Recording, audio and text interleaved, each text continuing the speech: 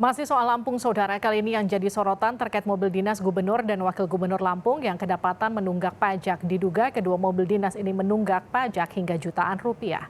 Kembali ramai di media sosial lantaran kendaraan dinas milik gubernur Lampung, Arinal Junaidi, dan wakil gubernur Lampung, Husnunia Halim menunggak pembayaran pajak tahunan. Saat dimintai konfirmasi, Wakil Gubernur Lampung dan Sekretaris Daerah sama-sama enggan memberikan tanggapan. Sementara Ahmad Saifullah, PLH Kepala Dinas Kominfo Lampung, membenarkan bahwa kedua mobil dinas Gubernur dan Wakil Gubernur Lampung belum bayar pajak. Tapi semuanya sudah dilunasi pada Selasa pagi tadi. Dengan ditemukannya oleh masyarakat, ini adalah acuan bagi juga pemerintah, khususnya SKPD juga, untuk betul-betul mengecek kembali.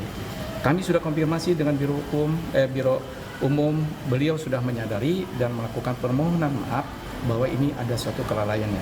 Beliau tidak menyalahkan bahwa ini adalah kesalahan staf, tapi memang bahwa pemimpin tidak boleh menyalahkan bawahan.